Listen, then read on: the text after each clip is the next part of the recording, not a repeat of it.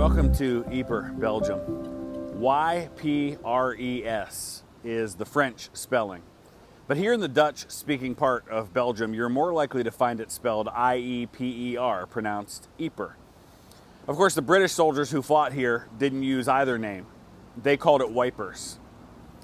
Ypres is best remembered today as the town around which some of the worst fighting in all of human history took place. But the history of this place goes back to ancient times. A town on this site was raided by the Romans more than 2,000 years ago. And since that time, it's been fought over by the English, the French, even the Austrians. 800 years ago, Ypres had a population of around 40,000 people, making it one of the largest cities in all of Western Europe. It was even mentioned by Geoffrey Chaucer in his Canterbury Tales. For most of its history, Ypres has been known best for the cloth trade, and that was centered around the 13th century building, the Cloth Hall that you see behind me, which is the most famous of all of Ypres' landmarks. Most of that building was destroyed by artillery fire during the Great War, but it's since been rebuilt.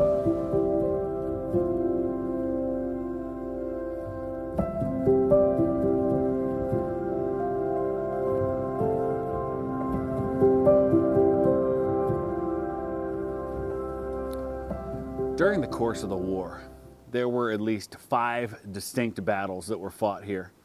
And each of those major battles could be broken down into multiple battles with names and identities of their own. The first Battle of Ypres in October and November 1914 produced 250,000 casualties. The second Battle of Ypres saw the introduction of poison gas to the Western Front in the spring of 1915, and that produced 100,000 casualties.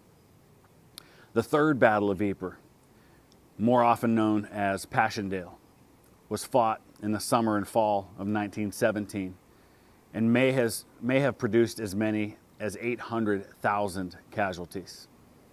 The fourth Battle of Ypres, also known as the Battle of the Lys, was fought in April 1918 as part of the German Kaiserschlacht offensive, and that produced around 200,000 casualties.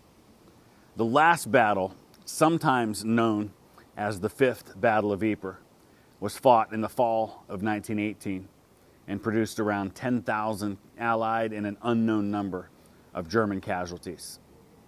And of course, between all of these battles, there's skirmishing, artillery duels, sniper fire, disease, and much more. Needless to say, Ypres earned its place in history as one of the deadliest places on earth, especially for British Commonwealth and German forces. So in this series, we'll be looking at snapshots within those battles, telling stories of some of the units and even individual soldiers who fought here. And of course, we'll look at some of those iconic places associated with each of these battles.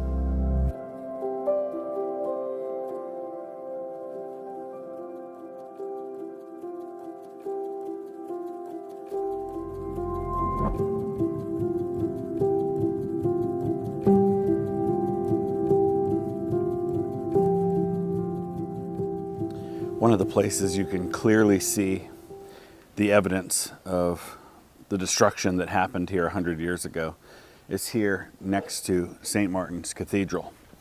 Behind me, you can see there are the remnants of the old cathedral, pieces of it that have almost been laid out like a cemetery, like a memorial, that shows parts of the cathedral that were never rebuilt. And then there's an entire building, an old chapel on the other side here that I'll let you take a look at in just a second, that also was never rebuilt.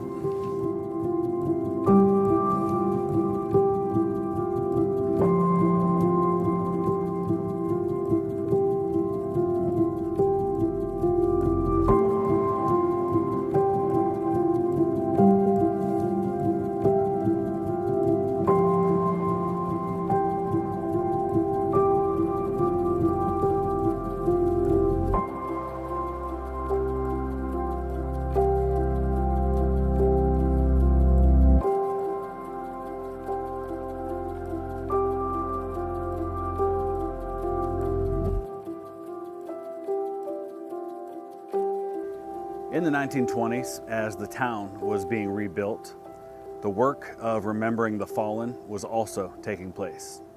The town was home, at least temporarily, for many of the citizens of Britain and the Commonwealth who were here to build memorials and to carry out the work of the Commonwealth War Graves Commission. Ypres also became a place of pilgrimage for the hundreds of thousands of families who lost loved ones in the Ypres salient. Those people needed a place to gather, to pray, and to remember. And this chapel became a place to do just that. It's known as St. George's Chapel, named for the patron saint of England. It was built in 1927 and to this day remains one of the most important sites for remembrance and pilgrimage here in Ypres.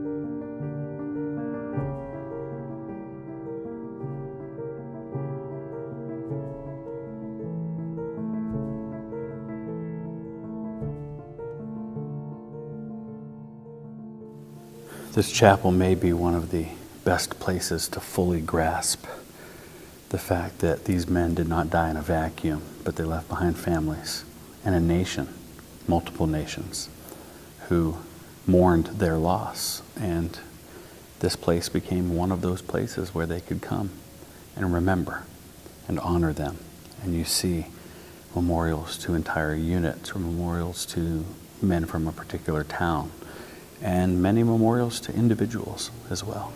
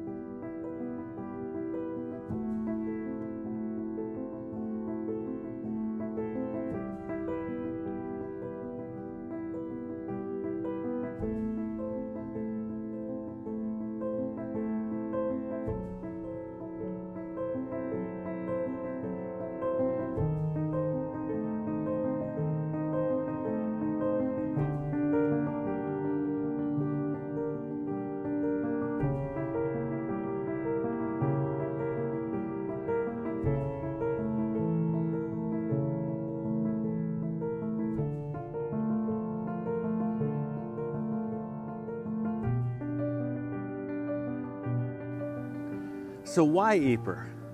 Why did this town become notorious as one of the bloodiest and most awful places in the history of warfare? Well, there's a couple of reasons for that. One is location.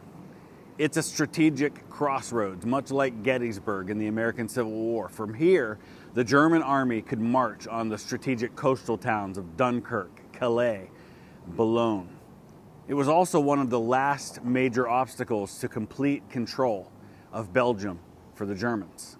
So there were obvious strategic reasons for both sides to occupy the town. The Allies built their defenses around the outside of the town, and this created a salient, a bulge in the line that would be attacked by the Germans from three sides throughout the war. It's also important to note that the Germans held the high ground surrounding the salient, making it easier for artillery observers to locate targets. And it didn't take long for the casualties to mount in circumstances like that. Now, as for the horror of the landscape, the flooding and the mud that became so synonymous with battles like Passchendaele, Third Ypres, it's pretty simple. This is, like much of this part of Europe, an area with very low ground in terms of its relation to sea level. And the water table is high, meaning you don't have to dig down very far and you hit groundwater. So when it rains, and it rains here a lot. It doesn't take much to cause flooding. Now, over the centuries, the people of this land had built systems for keeping the ground relatively dry. And you can see a lot of those systems today. But as with many other things, the incessant artillery fire had destroyed those systems. And so in addition to the death and destruction that was found on many Great War battlefields, Ypres was also known for the mud. And the mud just wasn't some annoyance that had to be dealt with. It was deadly. Men would get stuck in the mud in areas of no man's land, and no one could risk exposure to help them. They would sink until they drowned in the mud. This also meant that attacks had to go over these duckboard pathways that were built over the mud, which provided easy killing lanes for enemy machine guns and artillery. It was a recipe for slaughter on a scale witnessed only a handful of times in human history. And it's also a big part of the reason why so many of the men who fell here were never identified or never found at all.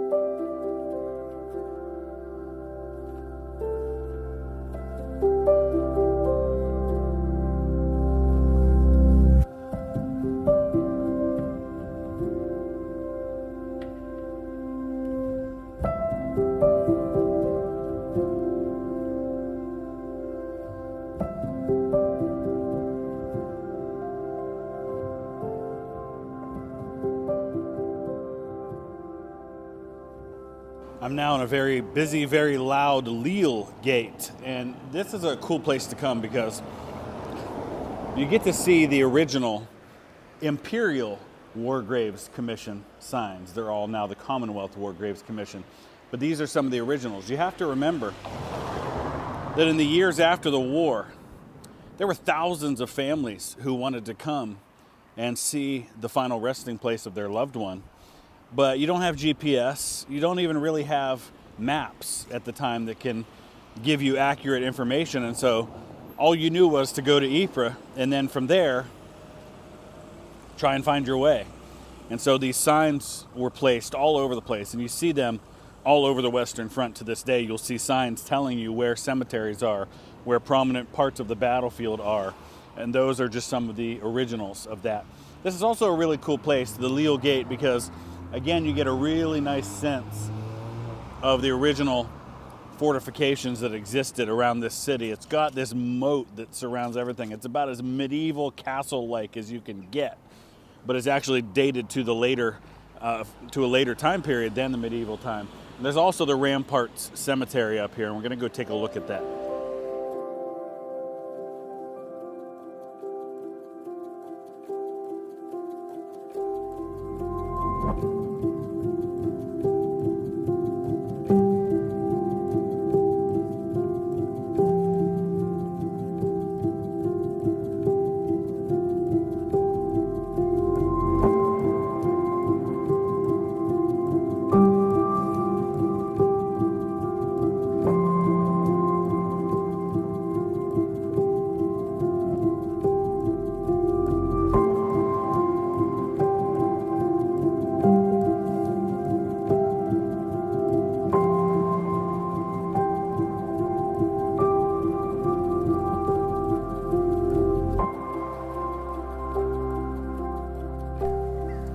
I've said it before, but one of the things I love about British and Commonwealth graves is the ability for families to put messages on the bottom. I love this one.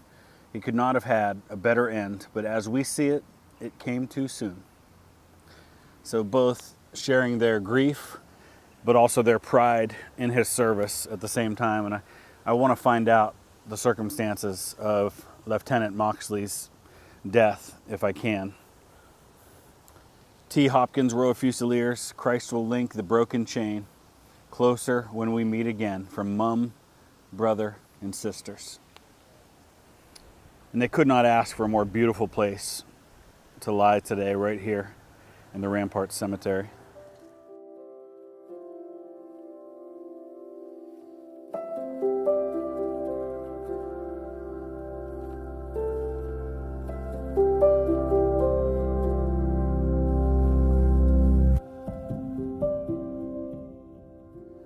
Winston Churchill said of Ypres, quote, "A more sacred place for the British race does not exist in the world," end quote.